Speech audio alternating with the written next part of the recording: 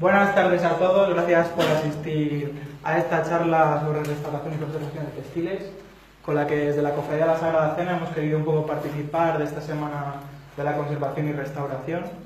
Y bueno, para ello hemos aprovechado la última obra que hemos restaurado por Eva González y Clara Muñoz, que hoy tenemos la suerte de tenerlas aquí y nos van a explicar un poco el proceso que han llevado a cabo durante nuestro estandarte y un poquillo de conservación de textiles, que nos va a ir muy bien, ¿no? Así que nada, cuando queráis.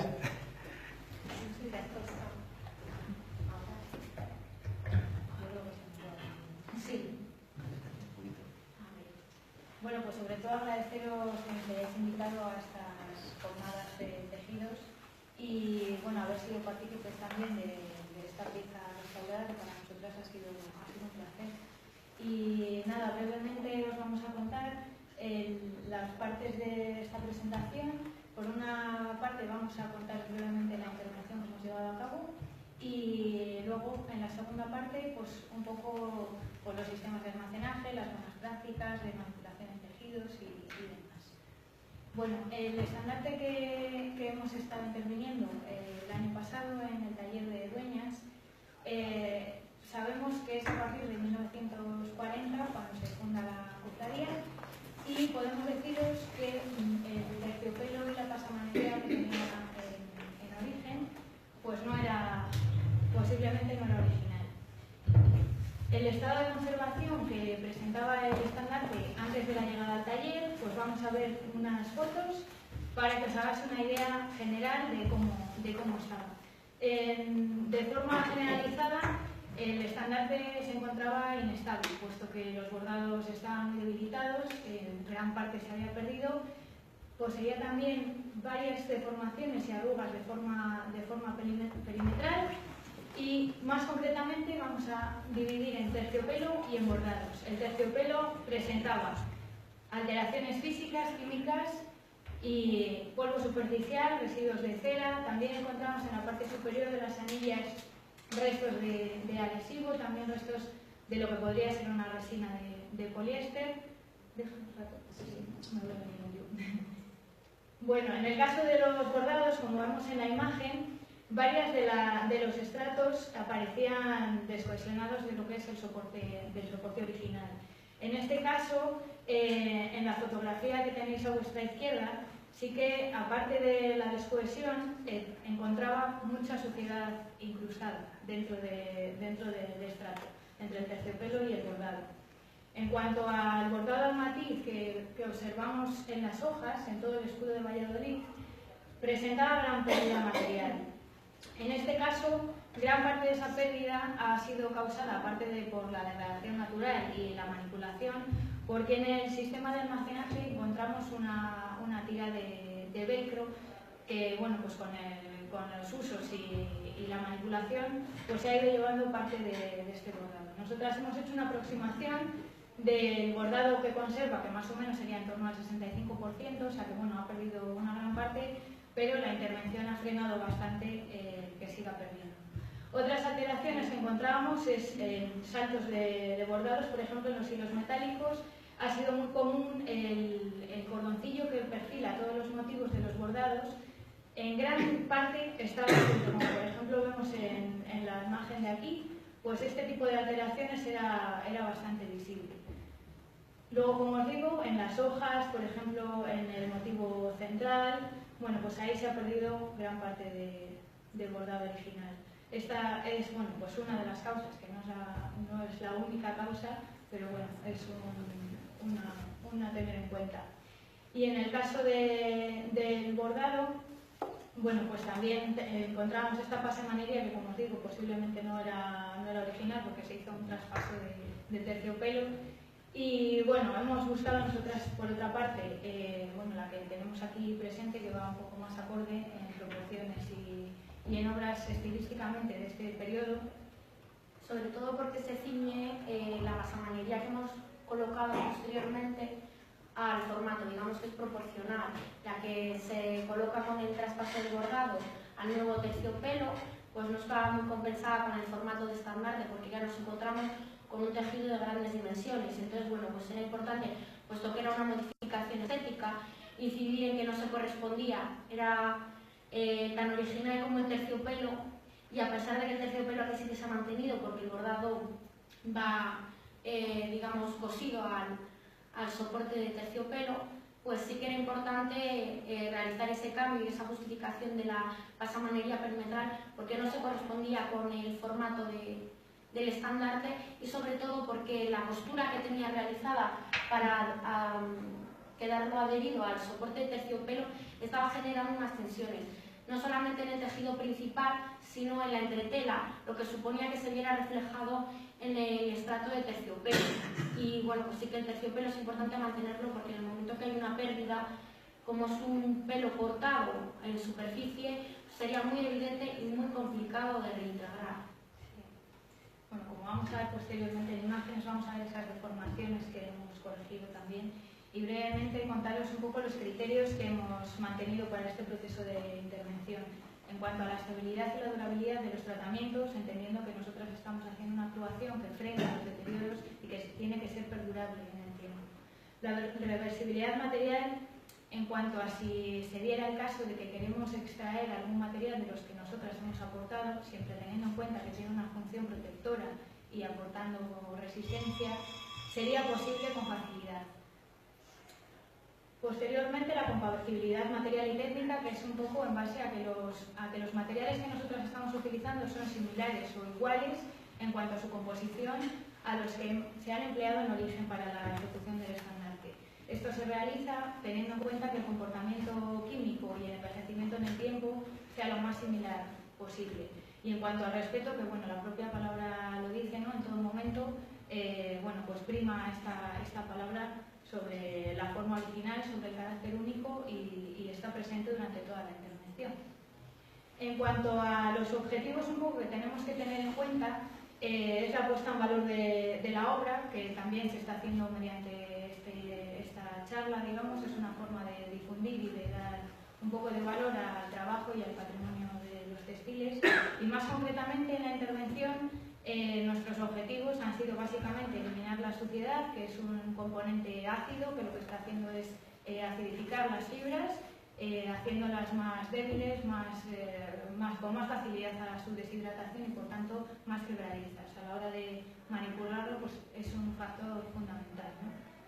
Y bueno, pues la consolidación, como hemos visto, que también es una parte muy importante, puesto que esos bordados estaban desprendiéndose. Y finalmente, bueno, pues la reintegración, que lo vais a ver ahora posteriormente, y la conservación en el futuro, que también, bueno, aparte de la charla de la segunda parte, pues el sistema de almacenaje, la difusión, etc. Y empezamos pues con la intervención, que, bueno, deciros brevemente, antes de este paso de la limpieza, que ya es la intervención directa sobre el bien cultural, sí que hemos realizado acá, o sea, se ha llevado a cabo un estudio, unas fotografías, una propuesta, o sea, esto tiene un trabajo previo que, bueno, si bien ya sabéis los de la cofradía, ¿no?, que hemos realizado en común y es importante destacar. En cuanto a la limpieza, se realizan dos limpiezas por ambas caras del tejido mediante una aspiración controlada. Y en las partes con más suciedad se ha realizado también con unas brochas de pelo suave, removiendo un poco estas partículas a la vez que son aspiradas, para intentar eliminar la mayor cantidad de partículas posibles entre pliegues, arrugas, las partes, como decíamos, que los bordados estaban separados, etc. Por ejemplo, en las manchas, que no sé si recordáis, que tenía el estandarte en el perímetro, que eran las manchas de color amarillento, se ha probado una limpieza que ha dado bastante buen resultado a través de diferentes gomas. Estas gomas son unos materiales no grasos que lo que hacen es absorber, digamos, estas partículas de suciedad. El siguiente paso ha sido la limpieza de los bordados con hilo metálico o laminillas metálicas, que se ha realizado pues, a través de una limpieza mixta aplicada con un hisopo. Y lo que conseguimos con esto es devolver ese brillo a los hilos metálicos, eliminando la suciedad que tiene en su perfil. El siguiente paso, ya a partir de este momento, es extraer la pasamanería que tenía anterior, que en ningún momento se ha eliminado, o sea, quiere decir está guardado a día de hoy. Y bueno, se ha aprovechado este momento para extraer también la cinta, que luego veréis en la parte de detrás a vosotros, que bueno, pues estaba muy deteriorada, no cumplía su función y bueno, necesitaba algo un poco más consistente, ¿no?, para atar al mástil. Bueno, aprovechando la hidratación de las fibras, que como digo es fundamental para devolverle esa elasticidad y que sea más consistente, se ha aprovechado a la apertura de uno de los laterales para eliminar la deformación que provenía del interior.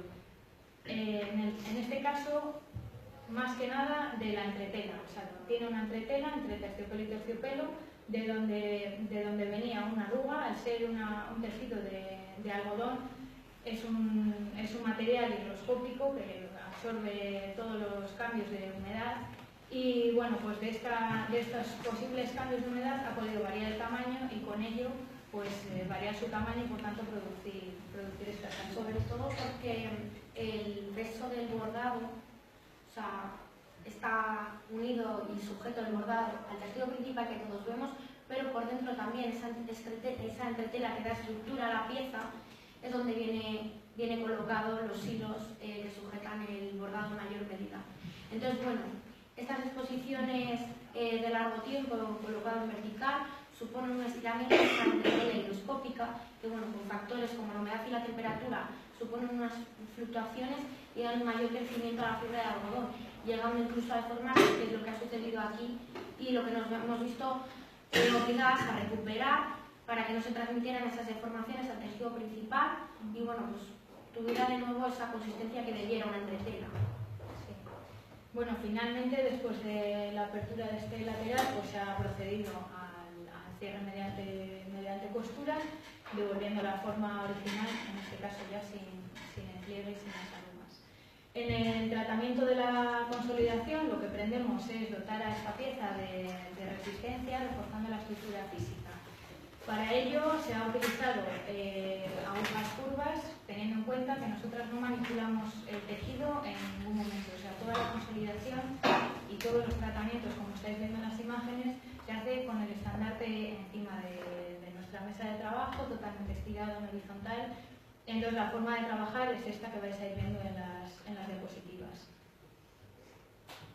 Bueno, para la consolidación de estos elementos, bueno, han sido costuras difíciles, como veis con pinza, porque bueno, pues para juntar estos dos estratos que están superpuestos, pues bueno, hay que realizar una costura fuerte y para ello hemos utilizado un hilo de poliéster recubierto de algodón.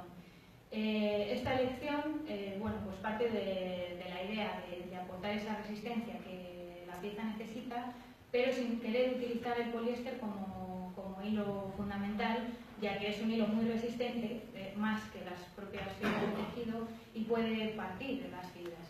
Entonces, en este caso se ha recurrido a un hilo especial que tiene un recubrimiento de algodón, además que cromáticamente pues, se integra bastante bien. La elección sobre todo ha sido básicamente porque es una pieza que hay que recalcar que está en uso, que es lo más importante, que siga siendo funcional, porque en muchos de los casos cuando las piezas ya no son funcionales se guardan y el uso ayuda a que no se deteriore cierta parte, igual que también ayuda a ciertos deterioros que son consecuencia de ese uso. Pero bueno, fundamentalmente la elección de ese hilo es por eso, por el motivo de que está en uso. Bueno, aquí vemos otra serie de imágenes, como os decía, en la parte de la corona se hallaba totalmente descohesionada del tejido principal y bueno, aparte de causar una deformación, pues agrava bastante la pérdida, ¿no? Bueno, esto es un caso bastante común que hemos querido ejemplificar solamente con esta parte. Como os comentaba al principio, ese perímetro, esa laminilla entorchada, se va perdiendo, vamos a verlo en la siguiente imagen, y entonces lo que nos hemos encontrado en los múltiples iconos, por ejemplo en estas torres, los perfilados estaban sueltos, lo que hace que todas las laminillas que van colocadas se iban saltando. Entonces es verdad que en este momento, o sea, ha sido un momento bastante bueno porque hemos frenado a tiempo. Y bueno, pues lo que se hace es simplemente colocar con alfileres los hilos o las laminillas en su lugar original y luego, como veis en la imagen, pues ir fijándolos con aguja. En el caso de la reintegración cromática, bueno, sobre todo decir que efectivamente es una obra que tiene carácter funcional y era muy evidente y muy llamativas las lagunas. De hecho, yo creo que eran más llamativas las propias lagunas, las faltas, que el carácter, ¿no?, de la obra. Entonces, por eso se ha decidido también hacer esta reintegración. Como os comentaba antes, se hace para recuperar este carácter estético y aportar una lectura completa, que yo creo que se ve muy bien. De materiales, lo mismo que os comentábamos, hacemos las trenzas de seda de diferentes cabos, teñidas al color que la pieza necesite, y también utilizamos una amplia gama de algodón. Esta sería una imagen, yo creo que bastante representativa del trabajo que hemos llevado a cabo. He de decir que se diferencia en que los hilos de reintegración son unas bastas, unas tramas posadas, digamos, unas tramas lanzadas, y en este caso también podemos diferenciarlo porque el hilo que hemos utilizado nosotras es ligeramente torsionado, por lo cual ya sería discernible, sobre todo a los ojos de un especialista, que es a los ojos a los que le tiene que llamar la atención, sería totalmente discernible, reversible, etcétera, y además yo creo que cumple muy bien la función. El criterio que hemos seguido en este caso para intervenir de esta forma la reintegración cromática es extrapolable directamente desde cualquier otra disciplina, pues pintura o escultura.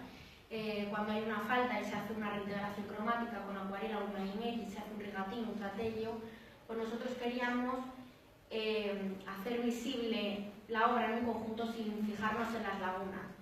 Entonces hemos realizado unas tramas lanzadas, como os comentaba antes Seba, y lo más importante es que nunca se ha rebordado. No hemos hecho un rebordado, hemos cubierto la falta con muchísima menos densidad de lo que tendría el bordado original, y eso es importante para no incurrir en un falso histórico, sobre todo. Y bueno, pues que esa es la parte de nuestro trabajo que nos diferencia. Sí. Además, bueno, queda todo plenamente documentado. Y es verdad que en este tratamiento, por ejemplo, nosotras también nos hemos recreado en el estudio, ¿no?, de cuáles podrían ser las formas de reintegración, ¿no? Y para nosotras ha supuesto una parte, yo creo que fundamental, o sea, hemos crecido profesionalmente, y bueno, pues hemos empleado diferentes sistemas que, bueno, pues al final este es el que tenía mejor resultado. Hemos probado a poner querperinas teñidas sobre las lagunas, bueno, pues hemos hecho diferentes reintegraciones, y al final, bueno, yo creo que estamos todos bastante contentos con el resultado. En este caso, pues sería también la metodología a emplear. Como veis en la imagen de arriba, se ve que el hilo es un pelín de una tonalidad menor, digamos, que la obra original, y se observa esa pequeña torsión. Y la imagen de abajo, pues digamos, ya es el resultado después de la intervención. Finalmente, en algunas partes hemos decidido protegerlas mediante un tejido de monofilamentos de miel, como es el nylonet. Es la única parte, yo creo, sintética, o sea, los demás materiales son de origen natural, y también están entonados, o sea, están teñidos por nosotras en el color, por ejemplo, del color amarillo o verde, en el color de las uvas es morado, bueno. Y a la par que entona el conjunto, pues es una forma de proteger, ¿no?, estas partes que aún se conservan. Por ejemplo, en el caso de los bordados metálicos, también creemos que mediante una protección, que en este caso, bueno, haciendo varias pruebas, hicimos diferentes tinciones y probamos con un color de azul oscuro que resaltaba, ¿verdad?, más el brillo, a la par que lo protegía. Y aquí tenéis un detalle de lo que es la protección con el tul verde. La parte de la forma del documento. Sí. Sobre todo se recubre y se protege con el nylonet por las faltas de la armilla metálica que ya estaban perdidas, que veíamos en la imagen de las torres, que ya es irrecuperable. Entonces, a fin de mitigar que el ojo se te vaya esa falta, pues bueno, lo hemos protegido, y sí que es verdad que se integra bastante, y que con esa retícula que aporta el nylonet, la textura tampoco cambia, pero sí que mitiga la falta. Bueno, aquí vemos otro detalle de la sujeción de lo que es el nylonet, que se realiza con una aguja curva, con hilo de organsín de 2 o 4 cabos, dependiendo de la zona a proteger, y luego se realiza una pequeña bastilla también para que ese encapsulado quede fijo, quede estable y sea duradero, que es lo que nos interesa como protección.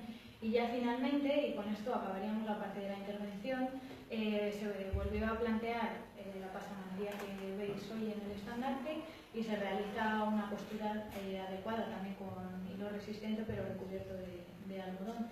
Y finalmente este es el estado antes de la intervención. Aquí vemos después de la intervención, bueno, pues sobre todo es muy llamativo la parte de las uvas, ¿no? Y en el caso del escudo pues sería un poco lo mismo. Aquí vemos la gran cantidad de lagunas que se hacían muy visibles porque se veía el tejido blanco, y este sería el resultado después de la intervención. Y ya pasamos a la segunda parte. Bueno, ahora vamos a abordar los sistemas de almacenaje y la manipulación y las buenas prácticas en las obras textiles. Suelen ser bienes muebles, como especifico aquí, y sobre todo son los que son más manipulables y que con más frecuencia se hace un uso incorrecto.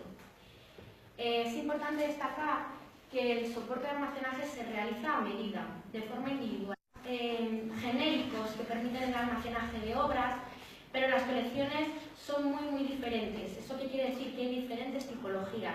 Nos encontramos estandartes como capas pluviales, incluso unos sobrecálices, de formato completamente diferente. Por eso no podríamos hacer un sistema que aunara toda la colección. Tiene que ser siempre individualizado. Vamos a hacer un repaso de las diferentes posibilidades de almacenaje, en este caso para que sepáis por qué hemos elegido el sistema de almacenaje que tenemos expuesto ahí delante y por qué hemos ido descartando las otras posibilidades. Existen 3 tipos distintos de sistemas de almacenaje frecuentemente utilizados en los tejidos, que es en horizontal, en plano, enrollado o en vertical. Pero previo a esto es necesario mencionar unas pautas básicas de conservación preventiva que afectarían el ingreso de una nueva pieza en una colección o en un almacén. Podría venir con una plaga o un ataque biológico que supondría un contagio al resto de la colección. Por eso es importante hablar de la desinsectación, de un aspirado, porque esa suciedad acidifica las fibras y contamina el ambiente, y la protección de elementos, que es lo que vamos a ver a continuación. El ejemplo que veis ahora es una protección de elementos que se realiza previo al almacenaje en el Museo Arqueológico Nacional, en la estancia de prácticas curriculares. Y bueno, pues se trata de una alfombra de grandes dimensiones. Estamos hablando de más de 5 metros cuadrados de alfombra. Y bueno, pues realmente la utilizaban como tapiz o cortina y le colocaron unas anillas en toda la parte horizontal de la alfombra, cubría una pared y estas anillas pueden degradarse oxidándose y transmitir esta oxidación a las fibras textiles. Entonces, bueno, se le realizó ese aspirado previo y se cubrieron todas las arandelas previa al enrollado en el rulo. El almacenaje de tejidos en horizontal se considera el sistema ideal, pero no siempre es posible. Este sistema permite repartir las cargas de manera homogénea, todo ese peso del bordado, por ejemplo, que vemos en este estandarte, y por muchos de los casos, por cuestiones de espacio, no se puede llevar a cabo. Entonces, bueno, fue un método que nos planteamos y se tiene en cuenta para el sistema de almacenaje que hemos diseñado. Vemos un ejemplo aquí del almacenaje de una capa pluvial del almacén de la Escuela de Conservación y Restauración de Tejidos de Palencia, donde, bueno, pues en un mueble estanco con bandejas tenían dispuestas capas pluviales en horizontal, completamente extendido el tejido, y vemos como en el capillo superponen un papel de seda, en este caso, para que los elementos metálicos no estén en contacto con el tejido principal de la capa. El almacenaje de tejidos enrollados, bueno, pues es muy práctico y funcional, sobre todo porque nos permite enrollar una obra en muy poco espacio y, si se coloca en un peine, superponer varias piezas ocupando en vertical el mismo espacio que ocuparía una única pieza. ¿Qué requisitos debemos tener en cuenta para poder proceder a este tipo de almacenaje? Pues que la obra lo permita, sobre todo conociendo el estado de conservación de la pieza, que no tenga ningún tipo de relieve, como es el caso del estandarte, que sería imposible enrollar ese bordado por la superposición de hilos metálicos, y que no tenga ningún tipo de fruncidos, aplicaciones o pasamanerías que supusieran un enganche en la obra original. Por lo tanto, este sistema queda completamente descartado. Aquí os muestro un ejemplo de lo que sería un peine también del Museo Arqueológico Nacional, y vemos cómo almacenan los tejidos de grandes dimensiones sobre sí mismos, enrollados, ¿no? Y se protege también, y están en contacto directo con un soporte de aluminio que está recubierto por una pintura epoxídica, y entre medias, entre la obra y la pieza, siempre va un soporte, bueno, de acolchado en este caso. Y aquí os enseño otra imagen también muy curiosa del mismo museo, donde, bueno, pues después de el Museo Arqueológico Nacional sufre una reforma y llegan de una exposición esta serie de tapices de la serie de Japón que permanecen almacenados en las cajas de transporte. Cuando se saca, pues es necesario que vayan esos peines del almacén, pero habían estado tanto tiempo enrollados sobre un soporte cilíndrico con un diámetro todavía mayor que se decide adaptar ese soporte cilíndrico a las barras de los peines para no modificar el diámetro. Cuanto mayor es el diámetro del soporte cilíndrico, menos superposición de tejido hay y menos peso hay sobre todos los estratos textiles que se enrollan a la vez sobre este soporte. Entonces, bueno, me parece muy interesante mencionarlo porque no siempre te encuentras con las calidades de materiales que dispone el Museo Arqueológico Nacional, y en este mismo caso, como no había un rulo de ese diámetro, pues se mantuvo que traía. El almacenaje de tejidos en vertical está bastante limitado a cierto tipo de obras, digamos. Para colecciones de indumentarias es bastante frecuente encontrarlo. Para mí, me parece que solamente podrían ir almacenados tejidos que no llevasen mangas, que no tuvieran que suponer un pliegue a la obra, porque siempre introducimos la pieza en un armario, por mucho hueco que disponga este mueble, pues al final se suelen doblar las mangas y supone un deterioro. Entonces yo aconsejaría únicamente utilizar este tipo de soportes en piezas como casullas de forma de guitarra, por ejemplo, no dalmáticas, porque la dalmática ya pues acaba sufriendo esas mangas. Y sobre todo tienen que ser ligeras. Yo nunca hubiera almacenado este estandarte en vertical, porque eso que os contábamos de la entrecera y la deformación del tejido principal, porque la verdad es que pesa bastante. Y bueno, aquí veis un ejemplo de casullas de guitarra que se realizaron en el sistema de almacenaje en el taller de conservación y restauración de tejidos del Obispado de la Diputación de Palencia. Vemos como las casullas están en el interior de las fundas y aparecen sin mangas, vemos la percha y esta manta que recubre a modo de funda la obra. Para determinar el almacenaje de la obra, como os he dicho antes, era necesario conocer el estado de conservación de la pieza. Nosotras ya lo hemos intervenido, hemos determinado que era inestable y lo hemos estabilizado. Y sobre todo, es importante elegir bien los materiales, con un criterio de neutralidad y estabilidad. Hemos utilizado algodón sin apresto en todos los casos. Veréis luego que la base tiene un ventulón, es una malla elástica que nos ha permitido recubrir completamente la base, y luego en el resto de los casos siempre hemos utilizado algodón sin apresto. Como os decía, por el peso de la obra hemos determinado que el almacenaje tiene que ser en plano, pero dadas las condiciones que posee la cofradía y puesto que hay muchas piezas, decidimos que podría plegarse sobre sí mismo o voltearse cierta parte del excedente de terciopelo que no cubre el bordado. Así hemos realizado un tipo de almacenaje mixto, que es práctico, cabe en cualquier maletero de cualquier coche y facilita esos traslados para hacerlos siempre con seguridad. Es importante destacar que como es un soporte individualizado, ante cualquier traslado siempre debe ir ese sistema de almacenaje, esta funda que hemos realizado con la obra. Y aquí vemos, bueno, pues un ejemplo, ¿no?, de cómo se deposita la pieza y que la parte del tejido que excede sobresale de esa base, pero siempre el bordado, que es lo que más pesa, está en plano. Y bueno, aquí vemos una secuencia de imágenes de cómo nosotras lo preparamos antes de que vinierais a recogerlo. Y en este caso, pues depositamos en la primera imagen la pieza sobre la base del soporte, dejando en horizontal y en plano siempre la parte de bordado, y colocamos una almohadilla justo encima del soporte, encima del bordado. En este caso esto nos permite proteger ambas caras del bordado, porque recordamos que es un estandarte bifaz, Entonces siempre hay una de las caras de bordado depositada y apoyada en plano sobre el soporte base y con la almohadilla cubriendo la otra cara. El volteo de la parte de terciopelo también era un reto. Colocamos dentro de esa almohadilla 2 cilindros de diferente diámetro en los extremos que permitía que al voltear el terciopelo nunca quedasen marcas, por lo que comentábamos antes de que la pérdida del terciopelo supondría una degradación para el soporte principal bastante grave y completamente difícil de recuperar, imposible, por decirlo de alguna manera. Entonces observamos en la tercera imagen cómo plegamos cada fleco, siempre teniendo en cuenta que tenemos una deformación también del fleco perimetral que hemos colocado, siempre en horizontal y estirado, que no se enganche con nada, y colocamos en la imagen de debajo, aquí, el lazo también en posición horizontal, evitando pues eso, ningún otro tipo de enganche.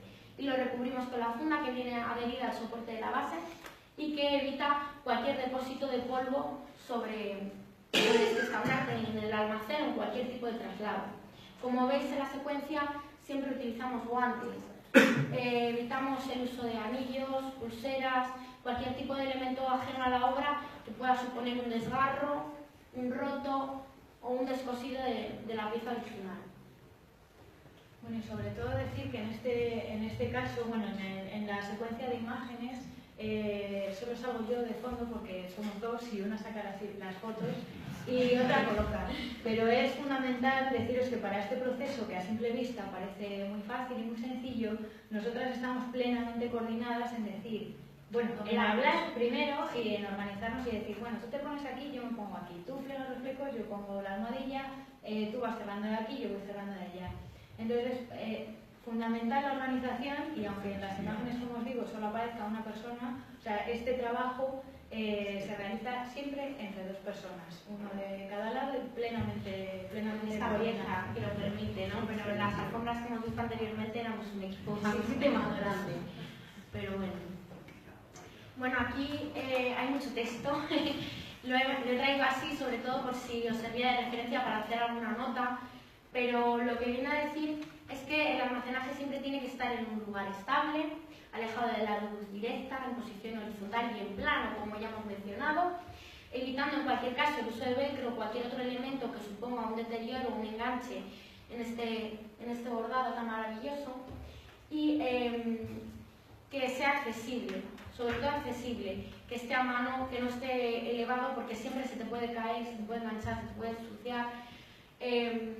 Y bueno, la temperatura y la humedad son unas condiciones que, como ya hemos visto, afectan directamente al tejido por la composición del mismo y es necesario que sean constantes, que no haya fluctuaciones ni variaciones bruscas porque pueden suponer pues, una degradación importante al tejido. Por eso nosotros pautamos que una temperatura ambiente de 20 grados puede ser beneficiosa para mantener esta estabilidad, estas condiciones estables y que la humedad no supere el 45%. Y bueno, pues siempre, como os he dicho antes, utilizamos guantes, fundamental. Porque bueno, pues aunque parezca una bobada, las manos, aunque estén limpias, pues tienen una grasa y bueno, pues esta pieza que encima es de color blanco, pues corre más riesgo que otros tipos de tejido. Y bueno, también hemos hecho unas pautas de mantenimiento y conservación durante la exposición y la utilización de la obra, porque como comentábamos, es una obra de carácter funcional. Y recomendamos que no esté expuesta en vertical tiempos innecesarios, sobre todo por ese peso que tiene el bordado. Se aconseja que su utilización en exteriores, en caso de lluvia, pues sea limitado. ¿Por qué? Porque bueno, pues hay multitud de colores, el fondo es blanco, hay un trabajo de restauración en el que habéis invertido tiempo y dinero sobre todo, y que nos interesa que el bien cultural perdure en el tiempo, que es lo más importante, que llegue a generaciones futuras. Y eso implica pues, un cuidado pues, importante. En estos mismos casos, recomendamos que la humedad tampoco supere el 45%. Los tejidos sufren mucho, muchísimo. Y cuando es verdad que son condiciones casi ideales, entramos en un museo y nunca la humedad supera el 45%, la temperatura de las salas es por las obras, nunca para el visitante. Al final, entrarás en una sala en la que sientas frío y no es que no quiera hablar de calefacción, es que el bien requiere todo tipo de condiciones, sobre todo si no estás puesto en una vitrina estanca. Y Es importante también el aporte de luz que recibe la pieza. Los tejidos sufren un amarillamiento que en muchos de los casos se debe pues, a esas sustancias de polvo depositadas en la obra, al amarillamiento que genera la fotooxidación, y recomendamos que no supere los 50 lux. Ningún tejido supera los 50 lux expuesto en un museo. Volvemos a decir que son condiciones ideales. Hacemos una recomendación porque lo más interesante, como os digo, es que este tejido se mantenga y puedan disfrutar de ello generaciones futuras.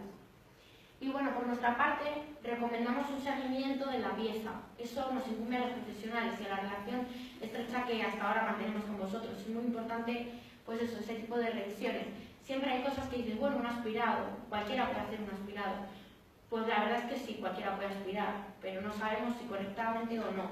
Como no queremos correr ese riesgo, y como ya os ha comentado mi compañera Eva, cuando se realiza un aspirado se interpone un tour, porque tenemos un bordado y te puedes estar llevando las anillas metálicas que no están consolidadas y al final pues sufre un deterioro la pieza y una devaluación del bien que no nos interesa en ninguno de los casos. Y bueno, pues eso, seguir siempre las pautas que os recomendamos.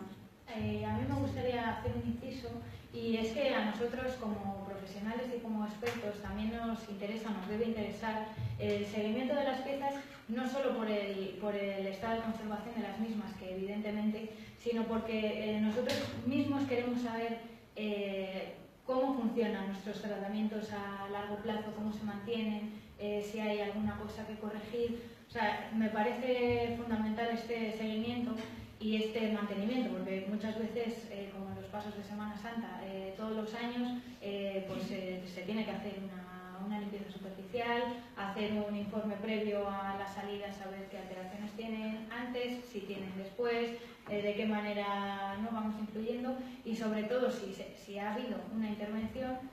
Sobre todo, a mí me parece, como profesionales, que deberíamos observar si hay cambios, ya no solo en las obras, sino en los tratamientos que nosotros estamos realizando. Bueno, a continuación vamos a hablar de los movimientos de las obras de carácter textil.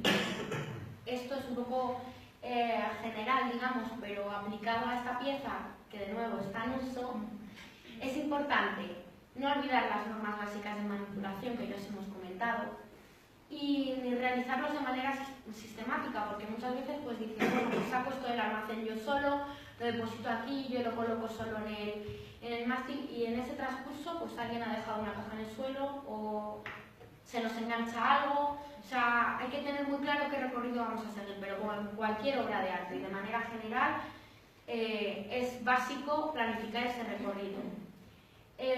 Para movimientos externos, como os comentaba antes, ahora mismo esta pieza tiene un soporte de almacenaje adecuado y en este caso creemos que es su hermano gemelo, no debería separarse de él, porque bueno, pues es que es muy importante que se encuentre presente, que se pone a llover y hay que desmontarlo y meterlo en el soporte, pues hombre, igual no sabemos con qué planificación o qué recorrido salís aquí en Valladolid, pero sería importante tenerlo a mano.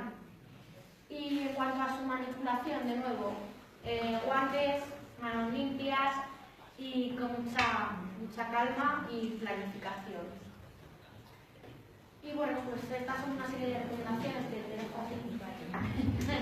Bueno, pues finalmente las recomendaciones que nosotras hacemos, sobre todo en colecciones tan amplias como pueden ser pequeñas iglesias o cofradías, que bueno, aparentemente dices, bueno, pues no tienen tejidos, y luego te das cuenta de que tienen una gran colección, ¿no?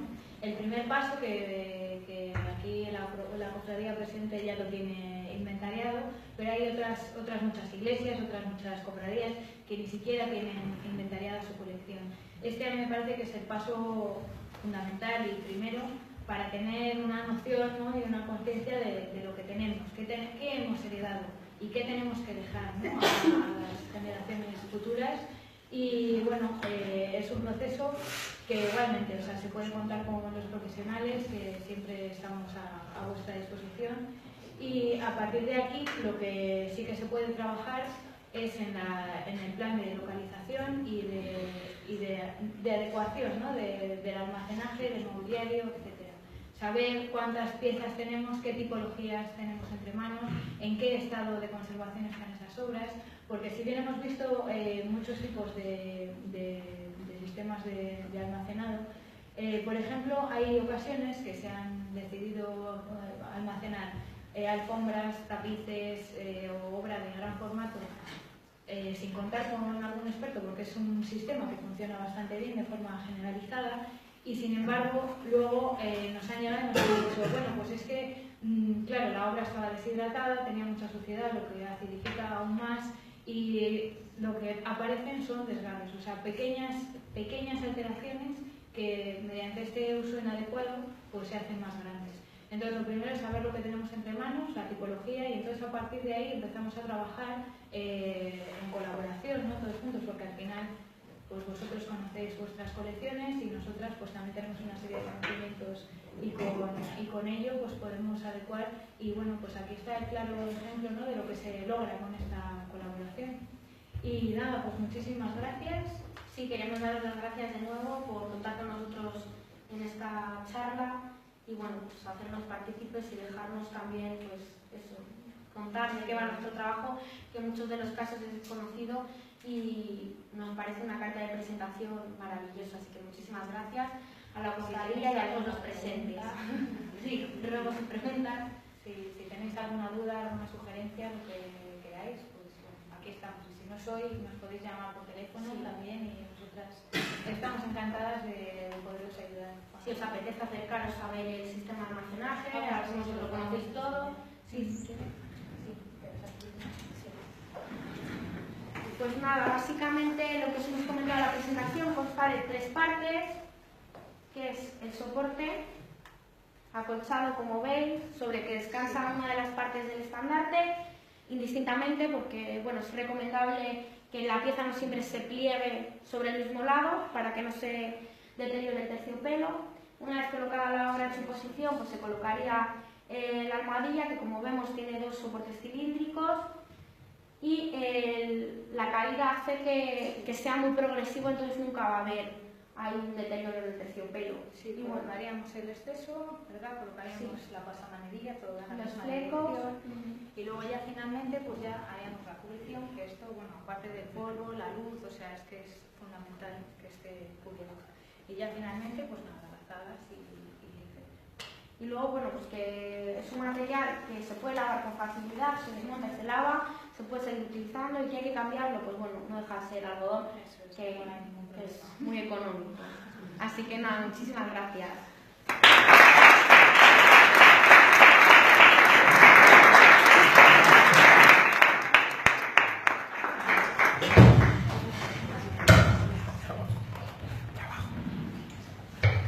Bueno, pues nada, simplemente agradecer tanto a Eva como a Clara la magnífica charla que nos han dado esta tarde, cómo hemos podido llevar a cabo un seguimiento de ese trabajo de restauración magnífico que han llevado una de las obras más importantes para la Cofradía de la Sagrada Cena, que es su estandarte, que es la insignia principal. Eso es lo que nos representa a nosotros en la calle, que nos han dado también una magnífica información sobre cómo almacenar, que a veces los cofrades, si es verdad que cuidamos con recelo nuestras obras, pero no por ello quiere decir que estemos capacitados para hacerlo o no lo hacemos bien. Entonces, bueno, esperamos que igual que nosotros hemos aprendido, que ese vínculo que se ha creado con nosotros gracias, bueno, pues a esta restauración de este estandarte continúe los años, y sobre todo incidir en algo muy importante que nos han dicho ellas hoy, que digamos que esto es un material que nos ha sido legado a nosotros y debemos preservar y conservar y mantener para que generaciones y generaciones futuras puedan disfrutar de ellos en el mismo estado que nosotros lo hemos recibido. Y simplemente deciros, ya para concluir, que a la entrada tenéis información con su número de contacto, con el nombre de la empresa, para que conozcáis un poquito más a qué se dedican y que no dudéis en acudir a ellas si necesitáis algún tipo de labor o de consulta que sin duda os van a acoger con los brazos abiertos. Así que muchas gracias a todos por participar y por venir, y buenas noches. Muchas gracias.